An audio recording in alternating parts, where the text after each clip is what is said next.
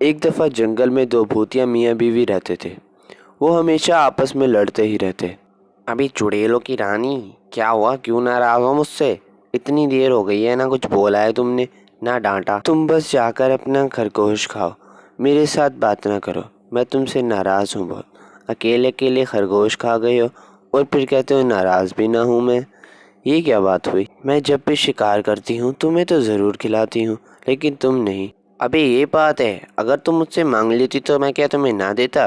तुम तो मुझसे सबसे प्यारी हो, एक खरगोश के पीछे इतना नाराज़ हो रही हो। बोलो तो कोई बड़ा जानवर का शिकार करके आऊँ? नहीं नहीं, बस तुम पीछे वाले गांव से जाकर मेरे लिए हिरन का शिकार करके आओ। अगर तुम ना लाए तो मैं तुमसे कभी बात नहीं करूँगी। वो भूत चुड़ैल की बातों को सुनता रहता है और आहिस्ता आहिस्ता कर कर अपनी मंजिल की तरफ जाने लगता है। जैसे ही वो बीच जंगल में पहुंचता है उसे एक डायन नजर आती है। अबे तू तो वो डायन नहीं, आज तुझे पहली बार देखा है। कुछ अपनी ताकतें तो दिखा। मुझे पता चला है कि तुम्हारी ताकत इस चोटी के अंदर है।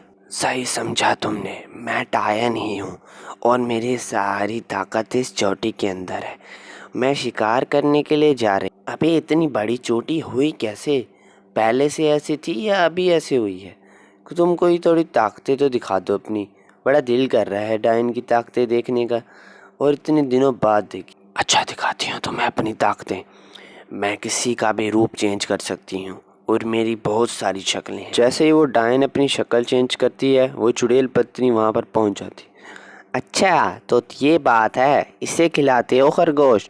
तभी मैं कहूँ मुझसे अच्छे से बात क्यों नहीं कर रहे थे तुम?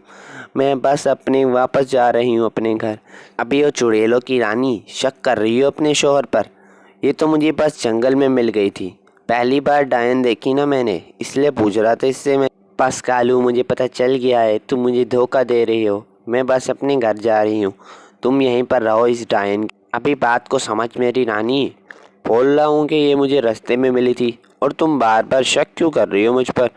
और जाना है तो तुमने जाओ। और वो चुड़ैल वहाँ से गुस्से से चली जाती है। थोड़ी देर बाद डायन को भी अपने शिकार करना होता है और डायन भी वहाँ से चली जाती है। ये बात गांव वालों को पता चल जाती है। साहब जी सुनो, मुझे लगता है वो चुड़ैल और भूत की लड़ाई हो गई है। मैंने देखा कि चुड़ैल दूर से रोती हुई अपने घर की तरफ जा रही थी। यही मौका है साहब जी उसे मारने का। अगर तुम सच कह रहे हो तो ये बात तो हमारे फायदे में है।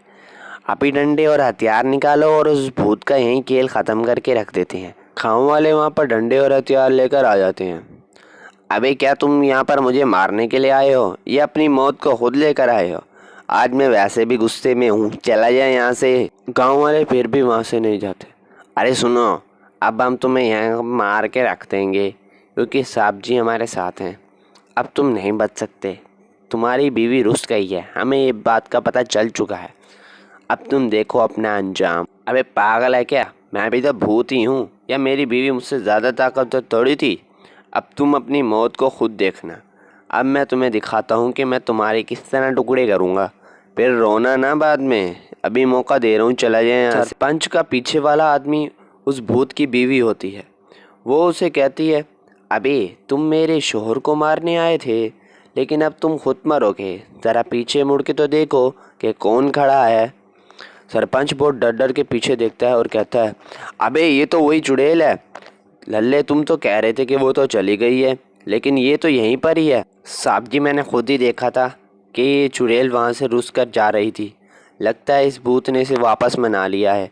अब हम क्या करें साहब जी, कुछ तो बताओ। वो दोनों मियाँ बीवी मिलकर दोनों गांव वालों को खा जाते हैं। अबे वैसे एक बात पूछने वाली है कि तुम यहाँ पर आई कैसे?